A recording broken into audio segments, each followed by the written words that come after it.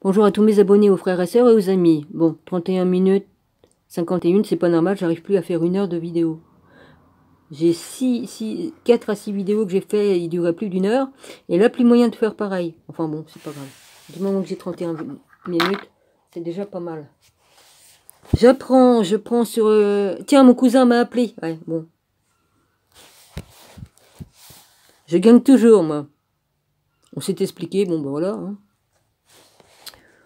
On reste courtois et on fait ce qu'on a à faire chacun de son côté. Et puis il m'a quand même dit que si j'avais vraiment un très gros problème, que je pouvais l'appeler. Tout est bien qui finit bien. Je gagne toujours. Il n'a pas admis qu'il avait tort, mais bon, il a quand même... voilà. Moi, je lui ai quand même fait des excuses, hein, parce que moi, je suis toujours fair play. Même si j'ai tort, je fais quand même des excuses, parce que je m'emporte comme le lait sur le feu. Oui, c'est vrai, j'ai un caractère de feu et de terre. Donc, bah, ouais.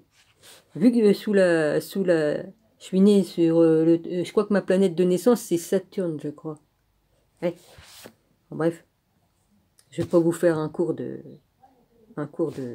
enfin bref, de machin là. Des trucs des planètes et puis tout ça, d'horoscope et tout ce que vous voulez bien, hein, à quelle heure je suis né. Non, non, ça je le garde pour moi. Hein. Vaut mieux que je le garde parce que franchement, il y en a qui s'en servent pour faire autre chose. Hein. Oui. Bon bah, je m'y connais quand même. Hein. Donnez jamais tous vos prénoms, hein, ni quoi qu'est-ce, hein, faut pas donner tout, hein. Non, je connais. On va dire je suis cinglé, non, non, mais je peux pas dire tout, hein. Faites vos recherches, vous verrez un peu ce que font ceux qui travaillent dans l'ombre, ouais. S'ils ont tout sur vous, ils peuvent faire ce qu'ils veulent, allez, vas-y. Mais bon, franchement.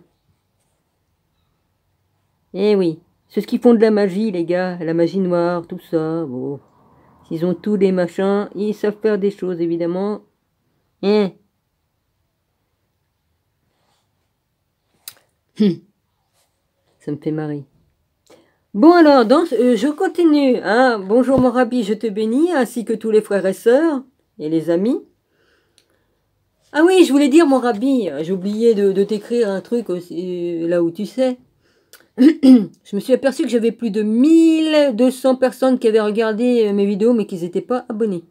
C'est marrant, hein. J'aurais pu les avoir, mais... Ah, mais 1000. Oh la vache. Enfin bon, j'en ai rien à péter, mais pour dire, hein, mon rabbi. Il y a plus de personnes qui regardent mes vidéos et qui sont pas abonnées que de personnes qui sont abonnées, qui... Ouais, enfin bref. Voilà, qui... Hein. C'est marrant, ça. Ah oui, puis monsieur Roussel. Bon bah, écoute, mon garçon, hein. Oh, maintenant, il va par la flatterie, maintenant. Oh, bah oui, il a changé encore de nom. Il est obligé parce qu'à chaque fois que je le bloque, le pauvre petit chéri, bah.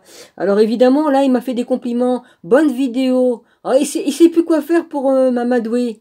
Je sais pas. De toute façon, un jour, il me dira des trucs abominables et puis un autre jour, il me dira qu'il m'aime. Il me l'a déjà fait, hein. De toute façon, il est cassé dans sa tête, hein, le pauvre homme. T'es cassé, mon gars. C'est pas de ma faute, hein. C'est ainsi, hein. Oh, il va pas être content parce que je dis ça, ben, c'est une grande vérité, hein. Il a des milliers de personnalités dans sa tête, il a des milliers de noms différents chaque jour. Ça doit pas être facile de t'y retrouver, hein, quand même, hein. Ah ouais, non, ça doit pas être facile. Surtout avec ta petite chérie, là, qui est exactement pareil. Remarquez, vous faites la paire tous les deux, hein. Sauf que elle est ta petite marionnette et puis elle s'en rend pas compte. C'est marrant, ça. Comme on dit dans la vie, qui se ressemble s'assemble, hein. Ouais. Bon, fini de dire des conneries, quoique ce sont de grandes vérités.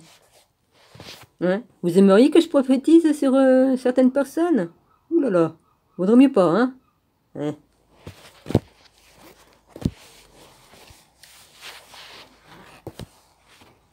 Tout ce que je sais, que ça va mal finir pour vous, c'est tout. Tout ce que je dirais. Ben oui, hein, Jésus va vaincre le mal, donc... hey, vous allez finir avec votre papa, hein, celui que vous servez, quoi. C'est ainsi, hein. Oh, ma dragonnette, j'ai oublié... Anna, j'ai oublié de t'embrasser, excuse-moi. Ouais, enfin, j'embrasse tout le monde. Hein? Anna, elle fait le bien et elle se fait taper sur la tête aussi, la pauvre. Hein? Elle travaille dans la lumière aussi, hein, celle-là. Et elle est lumière, hein. Excuse-moi, j'ai dit celle-là, dragonnette. C'est pas celle-là, ça se dit pas. Excuse-moi. Ma sœur, excuse-moi. Elle est dans la lumière. Ben voilà, tous ceux qui vous travaillent dans la lumière, qui font le bien, hein, en croient en Jésus-Christ et tout ça, ben tous ceux qui croient en Jésus-Christ se font taper sur les doigts par les autres méchants. Ben oui, c'est ainsi. Ben, les imbéciles qui s'amusent à l'embêter hein, avec leurs trucs, là, ben... Vous finirez pareil que tous les autres, hein, c'est pas compliqué. Parce qu'il y en a, ils veulent avoir des pouvoirs en faisant de la magie noire, ou du vaudou, tout ce que vous voulez bien, hein, des merdes à la con. Vous croyez que vous avez du pouvoir, mais c'est pas vous qui avez du pouvoir. Satan se sert de vous, c'est tout. Et puis, il en a rien à foutre de votre tronche, je l'ai déjà dit. J'ai déjà dit. Ben voilà, hein. Qu'est-ce que vous voulez que je vous dise, moi? Ça dépend de quel côté qu'on est, hein, de l'ombre ou de la lumière. Il y a pas plus de trucs que ça, hein. Ça a toujours été, hein, depuis le commencement, le mal s'est installé, ben ça n'a pas changé, hein. C'est la guerre entre l'ombre et la lumière. Ouais.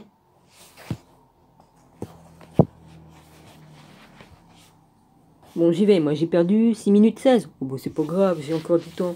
Allez, je retourne sur le livre de Marie-Madeleine, hein. Et le Saint Graal, là. Ouais. Alors... La sagesse sereine d'une communauté monastique est liée aux couvertures de cuir cachées dans le pot en terre cuir rouge au pied de Jabal al-Tarif. Leurs voix avaient été condamnées au silence et leurs enseignements ont fini par sombrer dans les sables du désert. Ils ont emprunté cette voie plus clandestine pour refaire surface plus tard en Europe de l'Ouest pour abreuver les semences de la Renaissance, nourrissant ainsi la renaissance d'une ancienne tradition de sagesse après de longs siècles d'exil. Dans les années intermédiaires, nous devons compter sur la polémique déclenchée par leurs adversaires quant aux allusions énoncées au sujet des principes de leur foi. C'est normal que je bave, j'ai une dent qui est cassée depuis longtemps et elle me fait mal. C'est des problèmes, bah oui. Pas question que j'aille au dentiste. Ouais, s'il faut que je passe par le goupillon pour aller me faire soigner les dents, merci. Hein. Il était dit des gnostiques chrétiens qu'ils se reposaient sur la théologie des nombres pour interpréter les écritures soutenant le théorie que les sectaires gnostiques étaient au courant de la sagesse universelle de l'école de philosophie de Pythagore. J'ai lu. J'ai dû en lire un petit peu. Et j'en ai un autre aussi, j'ai oublié le nom, c'est pas grave. J'en ai parlé dans les écrits, là, en arrière, j'en ai parlé. Platon, j'ai lu Platon aussi. Les initiés de cette école ont étudié la doctrine secrète qui, y compris les critères de la géométrie sacrée, je connais, j'avais tout, qui exprimait les principes cosmiques comme étant des nombres. C'est exactement ça. Une preuve importante de l'influence du Pythagore se retrouve dans la gématrie. La gématrie aussi, c'est important. Ça dépend ce qu'on en fait. Il y a la bonne gématrie et la mauvaise. C'est-à-dire que c'est tout pareil. Hein. Que comme tu es du côté de la lumière, tu te sers de la bonne gématrie. Et comme tu es du côté de l'ombre, ben, tu t'en sers pour faire le mal. C'est ainsi. Voilà. Les sataniques s'en sont servis pour reprendre tout à leur goût, quoi. Hein, c'est comme l'œil qui voit tout, l'œil. C'est comme l'œil, le troisième œil. Eux, ils l'ont mis. Ils ont pris le triangle du père, ils ont pris l'œil et ils ont mis au milieu, puis eux, ils ont les francs machin truc, hein, voilà, ils ont pris ça à leur sauce. Mais pour faire le mal. Alors que le père, il avait le triangle comme ça au-dessus il avait ça, le triangle au-dessus de la tête, et il y avait l'œil aussi. Mais lui, c'est différent. Hein. Bon, ça n'a rien à voir, hein. Voilà, eux, ils ont tout pris. Hein, comme on sait qu'il y a certaines lignées qui sont royales, je vais pas dire de nom, qui ont une Bible, mais la Bible satanique, qui se servent, ils tournent autour, et puis ils font des sacrifices d'enfants et tout ça, depuis des millénaires. Il n'y a pas que qu'on un livre comme ça. Ce sont des livres maudits de sorcellerie. Et c'est pas n'importe quoi. Ça, c'est des livres à brûler. On devrait même brûler ceux qui y sont avec. Bah, ils nous l'ont fait, nous, hein. Ah oui, on n'a pas le droit. Bon, excusez-moi, ce sont des démons pour moi. Hein. Hein, ils mangent des cœurs d'enfants, ils font des sacrifices, voilà, c'est ce qu'ils font. Hein. La viande, hein, merci. Tout ça pour avoir des pouvoirs. Des pouvoirs de quoi? Ils détiennent de Satan, de Lucifer. C'est ça leur Bible. La Bible de Satan. Ça me donne envie de vomir, tiens. C'est pour ça qu'ils ont tué une certaine princesse, parce qu'elle avait vu trop de choses. Elle était bonne, celle-là. Je dirais pas son nom. Ouais. Elle était amie avec Sœur Teresa, ou je sais plus quoi. Oui, celle qui était à Calcutta, là. La petite... elle était toute petite, la dame. Elle travaillait pour les chiffonniers. Elle aidait les chiffonniers là-bas en Inde. Ça doit être ça, Sœur Teresa. Ouais. C'est marrant ça, tous les bons, les justes, on les tue. Il y a des prêtres où il y a des... Ah, il y a des hein, il y en a qui ont été assassinés, je dirais pas de nom. Il y en a qui on les a empoisonnés. Ce soit des papes. Des papes qui étaient bons, on les assassinait. Des prêtres qui étaient bons, on les assassinait aussi. Des prêcheurs, des apôtres. Tous les bons, on les dégage. Ah oui, non, ils rentrent pas dans le système de ce qu'on veut, on n'en veut pas. On n'en veut pas parce qu'ils disaient la vérité. C'est toujours pareil, ça a toujours été. Jésus, on l'a tué parce qu'il disait la vérité. Ils l'ont lâchement assassiné.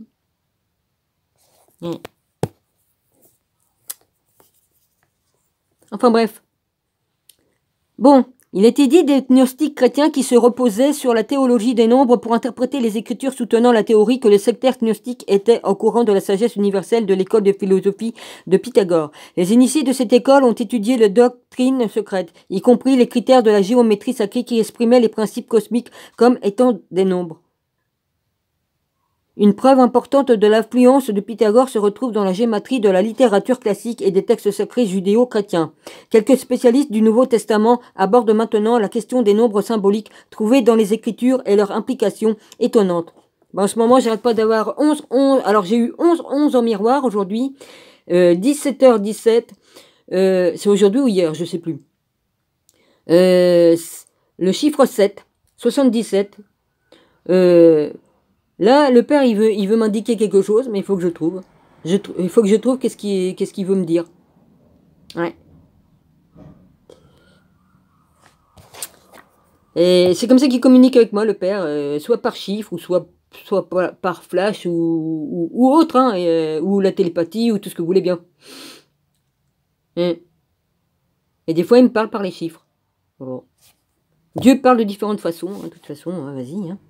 Et là, il a envie de me dire un gros truc, parce que 777, c'est mon chiffre, qui m'a suivi longtemps depuis que j'ai accepté Jésus dans ma vie. Et la vache.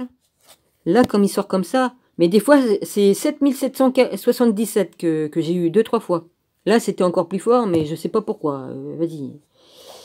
Là, ça devait être une sacrée spéciale, celle-là. Ouais. Alors, symbolique trouvée dans les Écritures et leur implication étonnante. Malheureusement, pour l'intégrité des spécialistes du Nouveau Testament, un certain nombre de chrétiens, même à notre époque, attaquent ce fascinant champ d'études, lui donnant un tour négatif en marquant sa numérologie. La gématrie n'est pas de la numérologie et n'est pas utilisée pour la divination. Ben non. C'est plutôt un outil littéraire historiquement vérifié, utilisé pour mettre en valeur l'impact d'un nom, d'une expression par association délibérée avec le nombre symbolique du principe cosmique qu'il manifeste. Les alphabets hébreux et grecs attachent tous les deux des valeurs numériques à chaque lettre et la Bible des Hébreux et le Testament des Hébreux, et le Nouveau Testament grec, ainsi que les évangiles, les épîtres et le livre de la Révélation sont tous remplis d'expressions mises en valeur par la gématrie, au lieu de mettre en place les passages de leurs textes sacrés les plus importants avec la musique. Nos ancêtres le faisaient à l'aide des nombres. C'est pour ça que moi j'aime bien les nombres, parce que ça me cause beaucoup. Dès que je vois un chiffre, je sais.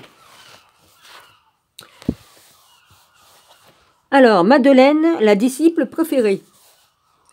Pour les spécialistes qui étudient les textes gnostiques longtemps cachés, l'une des révélations les plus surprenantes de la bibliothèque de Nag Hammadi a été la haute estime dans laquelle Marie, que l'on appelait Madeleine, était tenue parmi les adeptes de plusieurs sectes persécutées qui étaient les auteurs des évangiles rejetés, ainsi que des traités et des allusions au sujet de l'honneur dans lequel Marie-Madeleine était tenue parmi les premières communautés de chrétiens ont pour la première fois fait de leur apparition à la fin du XIXe siècle avec la publication de l'évangile gnostique de Marie et un texte gnostique valentinien intitulé Pistis Sophia.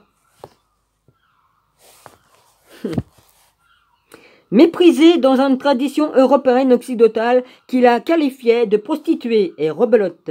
La femme sainte émerge de plusieurs autres documents gnostiques comme la disciple favorite et bien-aimée de Jésus parmi tous les autres, sa compagne la plus proche et la plus aimée, et même son épouse et son double. Bien que quelques textes gnostiques seulement mentionnent Marie-Madeleine, aucun ne l'associe à une catin ordinaire ou à une prostituée. Prends ça dans tes dents. J'ai jamais été une prostituée. Oui, bah je le dis directement, hein, tant qu'à faire. Au contraire, elle est définie comme la disciple favorite du Seigneur et dans un évangile comme sa compagne intime dans plusieurs textes supprimés. Les disciples masculins et les apôtres sont nettement jaloux de l'intimité de Jésus avec Marie-Madeleine. Époque un peu, hein. La vache, j'en ai pris plein la tronche à cette époque-là. Ils ne peuvent pas comprendre pourquoi le Seigneur partageait des enseignements ésotériques avec elle alors qu'il ne le fait pas avec eux. Bah parce que j'étais le double féminin. Le féminin sacré. J'avais certains droits. C'est pas compliqué. Il n'allait pas quand même pas donner certains secrets à certains. Point barre, c'est comme ça, c'est tout. Ah, la jalousie, qu'est-ce que ça fait pas faire? Bah oui, il n'y a rien de nouveau sous le soleil, hein. Rien de nouveau sous le soleil. Aujourd'hui, j'en ai pris plein la gueule aussi, hein. Excusez-moi, plein la face. Oui, parce que si je dis gueule, j'insulte tout le monde. Et j'insulte aussi Dieu, parce que Dieu, il m'a pas fait avec une gueule, il m'a fait avec une bouche. Je suis désolé, Seigneur, il va falloir que j'apprenne à me maîtriser. Ouais. Excuse-moi, Seigneur. Cette attitude pleine de ressentiment des apôtres masculins envers Marie-Madeleine reflète la mentalité répandue dans leur milieu à la fin du IIe siècle et pendant le IIIe siècle qui a suivi, les croyances selon laquelle les hommes étaient des citoyens importants et que les femmes étaient là pour les servir. Mon cul sur la commode, ça. On n'est pas leur esclave. Et ça, c'est les cathos, ça, les trucs des catholiques, tout ça, et qu'ils ont mis ça pour abaisser la femme au plus bas. Parce que eux, les mâles, ils veulent avoir le pouvoir. Ils ont volé le trône de Dieu, ils ont tout volé, et ils veulent effacer la femme, le sacré féminin. Ah bah oui, bon, allez, je continue. Là, pour les services et occuper une place inférieure dans un passage remarquable trouvé pratiquement à la fin de l'évangile gnostique de Thomas, Jésus affirme qu'il fera de Marie un entrepôt. Un entrepôt. A-N-T-H-R-O-P-O-S. Il parle pas de Marie, sa mère, il parle de Marie-Madeleine. Oui, il faut pas confondre, parce qu'il y en a, ils ont pas encore tout compris, mais je veux pas les emmerder avec ça. Voilà, il y en a une, elle a dit, oui, je veux bien penser que Marie, Madeleine, et puis Marie, la mère de Jésus, et puis d'autres sont venus en France. Et qui sont morts en France. Mais bon. Ça oui, mais faut pas dire qu'il y avait que Marie, la mère de Jésus, qui est venue en France, admettons, hein. Non, c'est la petite famille qui est partie se mettre à l'abri, hein, parce que sinon ils auraient tué tout le monde. Hein. Ils auraient tué tout le monde. Il fallait bien qu'elle protège la descendance qu'elle avait dans son ventre, Marie-Madeleine, hein. Ouais. Malheureusement, le mot grec anthropo dans ce texte a été généralement mal compris, comme beaucoup de choses que je dirais, et utilisé pour signifier mal. Ben non, c'est pas mal. Bien qu'il doive être plus exactement traduit par être humain parfait, dans le sens d'un être humain qui est complètement lui-même dans ce passage. Jésus promet de ne pas attribuer le genre masculin à Marie, mais plutôt de la transformer en un être spirituel parfait dont le genre n'a aucune importance majeure. À son époque et dans son milieu, le judaïsme du 1er siècle où les hommes et les femmes rendaient le culte dans des endroits bien séparés et où les hommes remerciaient Dieu pendant les dévotions du matin de ne pas être née femme. La simple idée qu'une femme puisse être considérée comme un être spirituel égal à un homme était une exception radicale par rapport aux convenances, mais c'était l'un des éléments qui a caractérisé les débuts du christianisme. Honte à vous, vous êtes allé à l'encontre de ce que Dieu voulait, hein. Nous ne pouvons pas dire avec certitude si les textes gnostiques reflètent exactement une tradition d'intimité physique entre Jésus et Marie-Madeleine et sa préférence pour elle par rapport aux autres apôtres, mais la tradition... Ah oui, c'est pas écrit peut-être que Jésus l'aimait tellement qu'ils s'embrassaient sur la bouche. Bah évidemment, ils étaient mariés. Ils avaient le droit de se faire un bisou. Sinon, s'ils n'avaient pas été mariés, alors, hein, tu crois qu'ils se seraient faire un petit bisou comme devant tout le monde? Bah non, hein. On touche à sa femme, mais pas aux autres femmes. Mais la tradition elle-même est irréfutable, basée complètement sur le témoignage des évangiles canoniques qui les définissent comme étant de bien-aimés. Nous devons seulement examiner leurs témoignages répétés selon Marie-Madeleine était plus fidèle à Jésus que ne l'était Pierre, oh bah ça pas qu'un peu, et les autres apôtres masculins que l'on appelait les 12.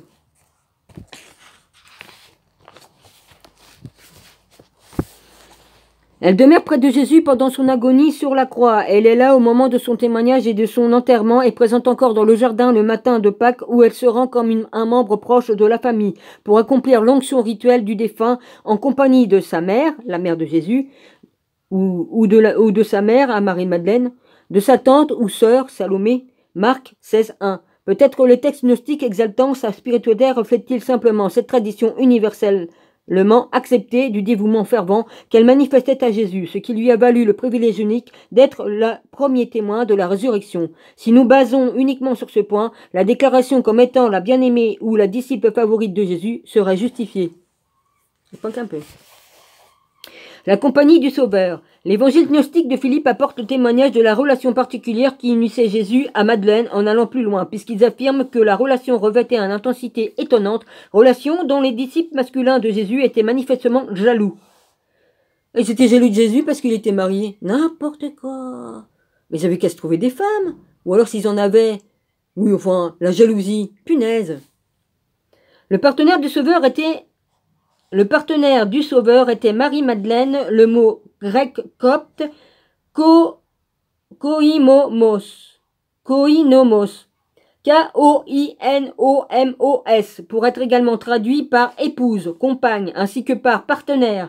À plusieurs occasions dans les textes supprimés, Pierre se plaint de ce que Marie-Madeleine semble avoir reçu des enseignements spéciaux et secrets de Jésus lui-même. Dans l'évangile de Marie, Pierre est rabroué par Lévi, qui prend la défense de Marie. Si le maître la trouve digne de sa confiance, qui es-tu pour la rejeter, ami? Lévi poursuit en affirmant que Jésus la connaissait très bien, car il l'aimait davantage encore que nous. Si nous examinons ces textes, nous découvrons que les deux principaux protagonistes, Pierre et Marie, représentant deux approches distinctes de la bonne nouvelle dans l'histoire chrétienne, tandis que Pierre se saisit des principes fondamentaux de la vie, de la mort et de la résurrection de Jésus, les brandissant comme des faits historiques dont il est le gardien en chef désigné. Ben voyons. Marie est en perpétuelle communion avec le Christ. Il parle de Marie-Madeleine, le Christ ressuscité, la destinataire de la révélation encore transmise. C'est marrant, aujourd'hui je suis aussi branché que directement avec le Père et le Fils.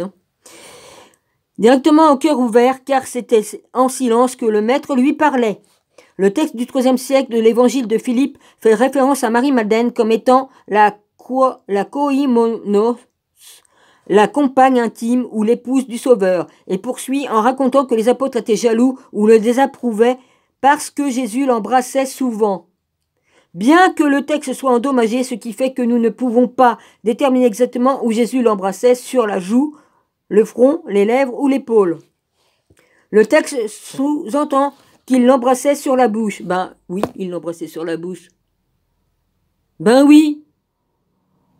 Vu la vision que j'ai eue, ben oui. Il la tenait par la main et l'embrassait sur la bouche. Mais je suis retourné 2000 ans en arrière, j'ai vu.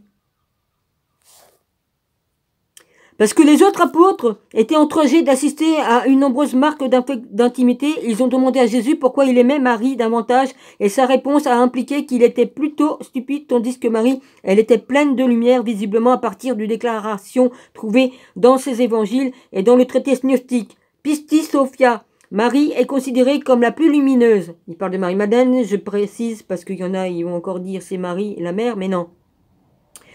Au niveau spirituel, parmi les disciples qui entourent le Sauveur, étrangement, elle n'est pas appelée Madeleine dans aucun des évangiles gnostiques, sauf dans celui de Philippe. Eh ben, merci Philippe. La femme citée comme étant l'autre Marie est identifiée comme étant la mère de Jésus et Marie-Madeleine est simplement appelée Maria ou Myriam et c'est elle qui est bénie.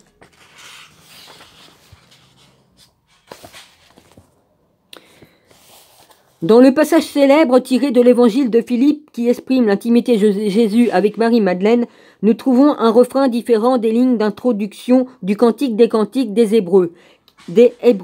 Qu'il me baise des baisers de sa bouche. Cantique des Cantiques. Je l'ai lu, moi. Je l'ai relu encore. 1.1.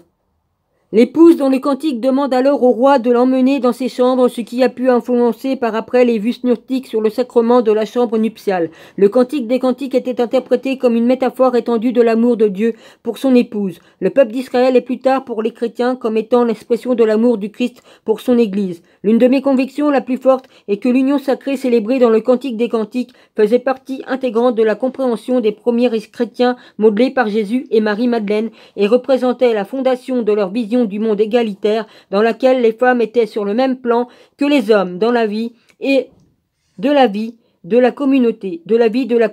L'union sacrée n'est pas seulement une relation spirituelle et mystique, elle se manifeste aussi à tous les niveaux de l'existence. L'union finale de la chair et de la divinité se produit dans le temple du Saint-Esprit, c'est-à-dire en chacun de nous. Amen. Parce qu'un baiser suggère deux souffles échangés, un baiser unit deux personnes dans une intimité qui est à la fois physique et spirituelle. Jean-Yves Leloup, mystique et spécialiste qui a traduit plusieurs évangiles gnostiques, y compris l'évangile de Philippe et celui de Marie-Madeleine, suggère que le corps de la littérature gnostique enterré près de Nag Hammadi était caché pour le protéger de la destruction, précisément parce qu'il représentait une intimité physique entre Jésus et Marie-Madeleine, se terminant dans la chambre nuptiale pour l'union sexuelle. La nature physique de Jésus a été attaquée par les docétiques et les sectes ménophysites, dont les adeptes niaient l'existence de l'humanité de Jésus, affirmant qu'il n'était que purement spirituel, tandis que les orthodoxes insistaient sur le fait que Jésus était fait de sang. À ceci reconnaissez l'Esprit de Dieu, tout esprit qui confesse Jésus-Christ venu dans la chair est de Dieu. Première épître de Saint Jean 14, 2.2. Les chrétiens traditionnels croyaient en un Jésus bien réel, historique et très humain, dont ils glorifiaient l'héritage des enseignements. Ils nous aiment tous, sauf le péché. La question de l'humanité de Jésus est clairement affichée dans l'évangile de Philippe, où le Sauveur est particulièrement présenté comme l'héritier de Joseph, le charpentier, une formulation qui ne fait aucune allusion à l'accouchement de la Vierge, mais reconnaît les passages qui font référence à sa généalogie et que l'on trouve dans Matthieu et Luc, selon lequel Jésus était le fils de Joseph, selon l'analyse inspirée de Jean-Yves Leloup. L'évangile de Philippe ne fait pas simplement mention de la sainteté et de la communion spirituelle, il exprime plutôt la nature sacrée de l'union physique d'un homme et d'une femme, le mystère de la chambre nuptiale comme la manifestation de la présence de Dieu. L'auteur de cet évangile apocryphe appelle Marie-Madeleine la koinonos. Bah là, ils ont pas mis un M, là. Puis l'autre tout à l'heure, il y avait un M. K-O-I-N-O-N-O-S. Pourquoi qu'ils l'ont pas écrit comme tout à l'heure? Ouais, enfin bref. De Jésus est plus loin dans le texte. Ils utilisent un mot dérivé de la même racine, koinonia. Ou koinonia. Ouais, koinonia. Qui est traduit par accouplement. Bien que d'autres textes bibliques, y compris les épîtres canoniques, dans le Nouveau Testament traduisent le mot koinonos pour vouloir dire compagnon. J'ai peut-être mal vu tout à l'heure, hein. Ça se peut parce que comme j'ai une mauvaise vue, puis c'est écrit, c'est pas écrit pareil que les autres mots, hein. Ils l'écrivent autrement. Les lettres sont pas formées de la même façon. Dans le sens d'ainsi, le mot porte une signification beaucoup plus intime avec des connotations sexuelles. Pour l'auteur de l'évangile de Philippe Leloup, semble penser que le thème central de cet évangile est...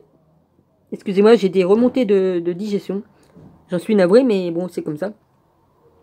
Était la profonde humanité de Jésus et que son intimité avec Marie-Madeleine était une manifestation et une preuve de cette richesse. Leloup suggère qu'un de ses thèmes principaux de l'évangile de Philippe est l'union d'un homme et d'une femme en tant que révélation de l'amour du Créateur et du Sauveur. Plus loin, ils affirment que l'acte sexuel appartient au royaume divin, une théophanie ou révélation de Dieu. Pour le loup, ces thèmes dans l'évangile de Philippe reflètent les longues traditions juives au sujet de la sainteté de l'acte sexuel et de la procréation et l'essence complémentaire du masculin et du féminin parmi les textes apocryphes des évangiles qui soi-disant niaient la chair et considéraient le monde physique comme la création corrompue d'un Dieu inférieur qu'ils appelaient le démiurge.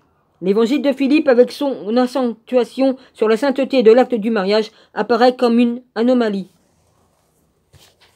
C'est plutôt eux qui sont dans l'anomalie de rejeter tout ça, non? C'est sacré le mariage. Et puis l'acte sexuel entre un mari et une femme, c'est sacré aussi. Parce qu'ils créent une vie. Comme ils s'accouplent, ils créent une vie. Ils font ce que Dieu a demandé. Procréer, remplissez la terre. Point barre. L'évangile de Marie. Marie-Madeleine. L'évangile de Marie est un document gnostique qui a également été trouvé en Égypte, bien qu'il n'ait pas été parmi les 13 manuscrits anciens gnostiques découverts dans le pot enterré près de Nag Hammadi. Dans ce texte du IIe siècle, malheureusement en mauvais état, car les premières pages manquent. Dommage. Hein.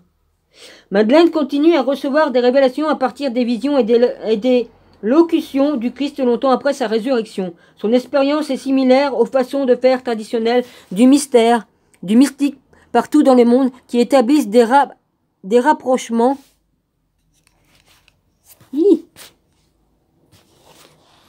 J'en suis d'où? Ah bah ça s'en va. Bon bah écoutez, je vais recommencer plus tard parce que là je suis à 31,24 et ça finit à 31,51. Je reprendrai sur l'évangile de Marie. Là. Un peu en arrière, voilà. Je vous embrasse tous, soyez tous bénis. Puis voilà, mon rabbi, je t'embrasse. Et puis les frères et sœurs. Voilà, hein, soyez tous bénis. Petit arbre à parler.